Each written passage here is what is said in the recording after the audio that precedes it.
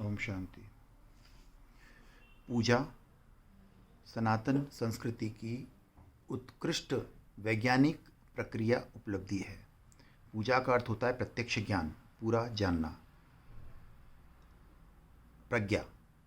हम सनातन संस्कृति संपूर्ण ब्रह्मांड की एकमात्र संस्कृति है जो संपूर्ण विश्व का विज्ञान, वैश्विक विज्ञान है। ये इस विज्ञान में प्रत्येक क्रिया विज्ञान से संबंधित है, उसे हमें बहुत बारीकी से जानना आवश्यक है। पूजा का अर्थ होता है हम कभी किसी मंदिरों में जाते हैं, मंदिरों में प्रत्येक देवी देवताओं की आकृति होती है। देवी देवता का अर्थ होता है दिव्य शक्तियाँ, दिव्यता। अगर हमें उन देवी देवताओं का ज्ञान नहीं है, जैसे हमें विष्णु के बारे में नहीं पता, ब्रह्मा के बारे में पूरा विज्ञान नहीं पता, उनकी ये एक ऊर्जा केंद्र या जो भी संचालन की जो डिवाइस है, इसके बारे में हमें अगर ज्ञान नहीं है, राम का चरित्र हमें नहीं पता, कृष्ण के बारे में नहीं, तो उनकी पूजा हमारे लिए निरर्थक है, हमारे चेतन में कुछ नहीं जाएगा। हमने कोई वस्तु जिसको हमने कभी समझा नहीं, जाना नहीं, उस वस्तु के बारे में हम कोई भाव प्रकट नहीं कर सकते। जैसे हमने राम के मंदिर में अगर हम जाते हैं तो राम के चित्र को देखते ही हमारे अंदर पूरी की पूरी राम का चरित्र यानी रामायण का एक एक अंश, जिसे शास्त्रों को पढ़ने में घंटों लग जाते हैं, समझने में महीनों लग जाते हैं, एक सेकंड में हमारे भीतर उतरता है। इसके लिए उन चित्रों की आवश्यकता होती है, इसलिए मूर्ति की आवश्यकता होती है। हम किसी भी वस्तु को देखते ही हम समझ जाते हैं कि ये गाय है, कुत्ता है, बंदर है। अगर हमने किसी को देखा नहीं तो एक आश्चर्य होता है, जिज्ञासा उत्पन्न होती है। इन जिज्ञासाओं के शांत होने के पश्चात पूजा की प्रक्रिया आरंभ होती है। पूजा का अर्थ होता है पूरा जानना। जब हमने पूरे शास्त्रों को जाना, समझा, प्रत्येक आदर्श को जब हम जानते हैं, जैसे स्वामी विवेकानंद हुआ, कोई भी जिन नेता से प्रभावित होते हैं, उनकी चित्र को देखते ही हमारे अंदर उनकी पूरी की पूरी संरचना और भाव प्रकट होते हैं। इसके लिए पूजा आवश्यक है। पूजा के अंदर हम सबसे पहले किसी मंदिर में जाते हैं, हम घर से ही तैयार होके जाते हैं, तो वहाँ से हमारी चेतना आध्यात्मिक होती है। हम नकारात्मक ऊर्जा से बचते हैं, हमारे भीतर क्रोध नहीं आता, अभिमान नहीं आता, हम अच्छे भाव में रहते हैं। लोग उसे नाटक कहते हैं, ऐसे नाटक नहीं होता है, हमारे अंदर भाव उत्पन्न होते हैं। राम के मंदिर में जाने के लिए हम पहले से राममय होने लगते हैं, और मंदिर में जाते जाते रास्ते में ही हमारे भीतर से अभिमान के चले जाने का प्रोसेस भी पूरा हो जाता है, क्योंकि हम मंदिर जाते ही नमन करते हैं। नमन वही कर सकता है जिसके भीतर अभिमान नहीं हो, क्योंकि विज्ञान के रूप से देखें तो हम जब झुकते हैं तो हमारा सर्वाइकल बेंड होता है। सर्वाइकल के बेंड होने से हमारे कुछ हार्मोनल फ्लोज होते हैं जो अभिमान का त्याग कर देते हैं और ज्ञान के आने की संभावना को प्रकट करते हैं। ये हमारा एक विज्ञान है, और ये हमारे हम जो नमन करते हैं, हम सबको नमन करते हैं, किसी को भी प्रणाम भी करते हैं। इसका अर्थ होता है कि आपके भीतर के परमेश्वर, परम तत्व यानी आत्मा, जो कर्म रहित आत्मा है, उसे हम प्रणाम करते हैं। अन्यथा हमारा प्रणाम किसी व्यक्ति को नहीं लगता, भौतिक वस्तु को नहीं लगता, उसकी चेतना को ही जाता है। ये भी एक प्रक्रिया है। तो मंदिर में हम जाकर प्रणाम करते हैं तो उस परमात्मा तत्व की जो विग्रह है, मूर्ति है, उसके गुण हमारे भीतर समाहित होने लगते हैं। उसके बाद भी हमारे जटिल मनुष्य के मानसिकता के अनुसार हम कुछ प्रक्रिया करते हैं। समर्पित भाव से हम कुछ भी करें वो हमारी भक्ति होती है। हम जाते हैं वहाँ पे धूप करते हैं।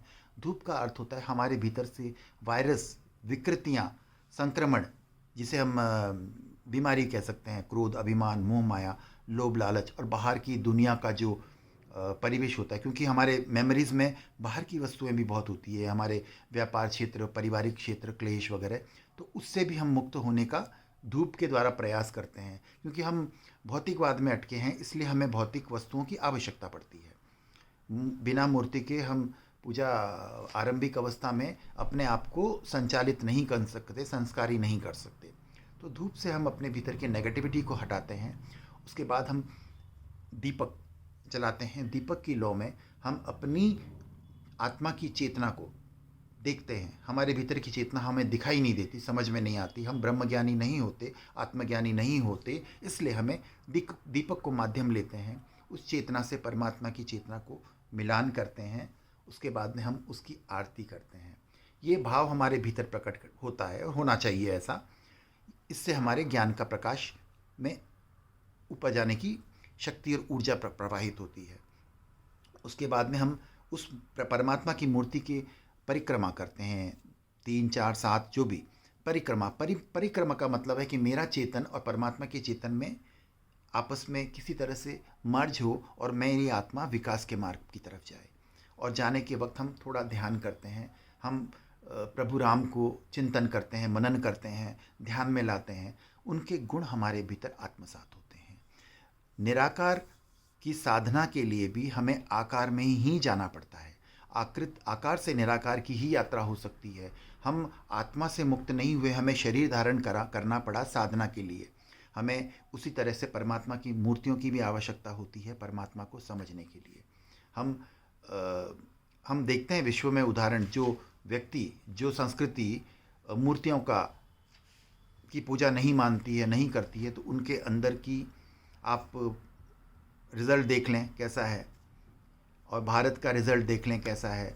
हमने समर्पण, हमारे अंदर श्रद्धा, हमारे अंदर विवेक, हमारे अंदर बहुत सी चेतना जागृत हुई है। यही कारण है संपूर्ण विश्व के जितने भी अनुष्ठान हैं, यूट्यूब ले लें, जो कहीं भी ले लें, हर जगह भारतीय है और वह विकासशील है। अगर कहीं कोई भी चेतना, कहीं भी कोई चीज़ होती है, वस्तु होती है, विकासशील होती है, वहाँ सनातन का अस्तित्व आ ही जाता है। चाहे वो स्टीव जॉब हो, बिल गेट्स हो, विश्व का कोई भी व्यक्ति हो, आना यहीं पड़ता है। बिना इसके विकास संभव ही नहीं है। ये एक परम विज्ञान है। इस विज्ञान का बहिष्कार करने वाले मूर्ख होते हैं। जो व्यक्ति, जो संस्कृति मोबाइल इस्तेमाल करती है, हर वस्तु एक विज्ञान का इस्तेमाल करती है, प्रयोग में लाती है, वह इस वैज्ञानिक संस्कृति को प्रयोग में लाने का बहिष्कार करती। बड़ी अजीब विडंबना है, यही उनके विनाश का कारण है। इसी को पुनः लयबद्ध करने के लिए प्रकृति और सृष्टि प्रतिबद्ध है। प्रकृति अनंत बार प्रयास करती है किसी भी संस्कृति को रिस्टोर करने की, रीबूट करने की, रीस्टार्ट करने की। जब ये असंभव हो जाता है तो उसे पुनः लयबद्ध करने के लिए उसको समाप्त करना होता है, जिसका कोई उपाय ही नहीं होता, जिसे मार्ग पे नहीं लाया जा सकता। जटिलता, जिस जटिलता से हम कोई वस्तु या व्यक्ति या कोई कंप्यूटर वगैरह होता है जो टूट जाता है, कर जाता है, फिर उसे फेंकना ही पड़ता है। हमारे चेतना में, हमारी चेतना, हम जैसे सपोज किसी परमात्मा की हम मूर्ति को देखते हैं, शक्ति से हम ऊर्जा प्राप्त करते हैं, देवताओं से हम अपनी आत्मा को परिभाषित करते हैं, देखने का प्रयास करते हैं, और पंच महाभूतों का आभार प्रकट करते हैं। क्योंकि हमारा जन्म शक्ति, चेतन, हमारी आत्मा चेतना है, शक्ति सर्वत्र व्याप्त है। इन चेतना और आत्मा दोनों अदृश्य है। इन दोनों को मिलान की प्रक्रिया के लिए भौतिक वस्तु मतलब पंच महाभूत, मटेरियल की आवश्यकता होती है। इन मटेरियल के साथ में हम जब मर्ज होते हैं, हमें शक्ति का आह्वान करते हैं, चेतना का ध्यान करते हैं और पंच महाभूतों का आभार प्रकट करते हैं। जैसे सूर्य नमस्कार, प्रकृति की प्रत्येक नदी, जल, सबके प्रति आभार प्रकट करते हैं। ये कोई अंधविश्वास नहीं है, ये हमारी उपलब्धि है, ये हमारे ज्ञान के विकास का मार्ग है। सनातन संस्कृति संपूर्ण रूप से शुद्ध, सात्विक और परफेक्ट है। अगर हम कहीं इसमें खोट निकालते हैं तो ये हमारी बुद्धि का, हमारी जानकारियों के अभाव का खोट है। संस्कृति का कोई खोट नहीं है। सनातन सर्वोच्च है। इसे मैं साबित करना चाहूँगा, साबित कर सकता हूँ, लेकिन इतना समय नहीं है। अपनी अपनी बुद्धि और कौशल के अनुसार वैज्ञानिक रूप से आप इसे स्वयं जानने का प्रयास करें। अब मैं अगले विषय में पूजा के बारे में आपको समझाना चाहता हूँ। पूजा का अर्थ होता है, अब ये सब सांकेतिक हैं, जैसे ये भगवा है, ये रुद्राक्ष है, ये तिलक है, इसका एक अर्थ होता है, सांकेतिक अर्थ होता है। भगवा का अर्थ होता है कि हमारी चेतना संपूर्ण अवस्था में हमें शुक्ल ध्यान में रहनी चाहिए।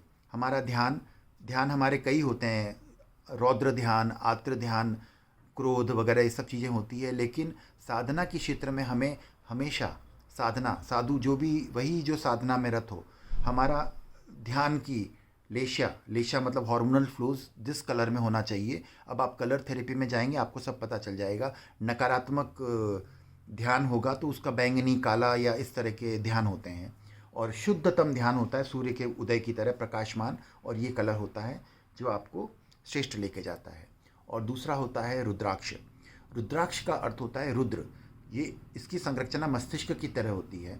हमारा ध्यान प्रतिपल आज्ञा चक्र में रहे, मस्तिष्क में रहे। और भी चक्र होते हैं, अगर हमारा ध्यान निम्नतम चक्र में रहता है तो हमारा चेतना हमेशा काम, वासना, भोजन इन सब जगह जाएगी। और उससे ऊपर आती है तो आमोद प्रमोद में, उसके ऊपर आत्मविश्वास में, अपने कॉन्फिडेंस में अभिमान भी आता है। उसके ऊपर आती है तो भक्ति भाव, धर्म, ध्यान, पूजा, कीर्तन। और ऊपर आता है तो संपूर्ण ब्रह्मांड के ज्ञान को विश्लेषित करने की क्षमता आती है। और उसके ऊपर आता है तो ये आत्मज्ञान और ज्ञान चक्षु के खेल खुलने के केंद्र होते हैं। यहाँ से हम संपूर्ण ब्रह्मांड को देखने की और अपने भीतर को भी देखने की क्षमता को प्राप्त करते हैं। इसलिए किसी भी साधक का ध्यान प्रत्येक क्षण यहाँ केंद्रित होना चाहिए। इसलिए ये रुद्राक्ष है। और ये हमारे जो भस्म लगाई जाती है, भस्म का अर्थ होता है, हमें ये संकेत दिया जाता है, हमें ये समझना है कि संसार समाप्त होने वाला है, शमशान की राख की हम नाशवान हैं। प्रकृति में प्रत्येक वस्तु नाशवान है, आत्मा शाश्वत है। ये शरीर नहीं रहेगा, आज नहीं तो कल सब कुछ समाप्त हो जाएगा। शरीर की आसक्ति में नहीं रहना है, आत्मा को प्रज्वलित करते जाना है। ओम नमः शिवाय। हर हर महादेव। जय जिनेंद्र।